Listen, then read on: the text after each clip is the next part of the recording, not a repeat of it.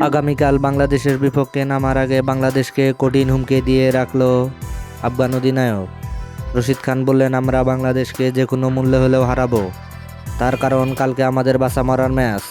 কালকের ম্যাচে বাংলাদেশের সাথে জিতলে আমরা অবশ্যই সেমিফাইনাল খেলতে পারবো, এটা নিশ্চিত। তাই তো আমরা বাংলাদেশকে যে কোনো মূল্যে হারাবো। এদিকে বাংলাদেশের ইদানিং পারফরমেন্স খুবই বাজে। ভারতের বিপক্ষে 50 রানে হেরে এখন খুবই বাজে অবস্থানে রয়েছে বাংলাদেশ।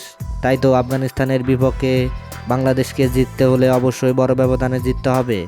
আফগানিস্তানও ছেড়ে দেওয়ার দল না। তাই তো বাংলাদেশের একাদশে আসতে পারে অনেক পরিবর্তন।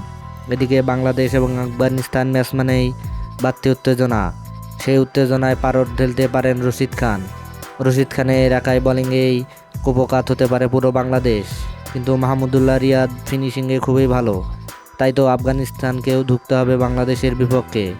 বাংলাদেশের বিপক্ষে সহজ জয় পেলেই সেমিফাইনাল খেলতে পারবে আফগানিস্তান। দর্শক, আপনি কি মনে করেন আফগানিস্তান সেমিফাইনাল খেলতে পারবে? তাহলে অবশ্যই আপনার মূল্যবান মতামত কমেন্ট বক্সে জানিয়ে দিবেন। ধন্যবাদ। আল্লাহ হাফেজ।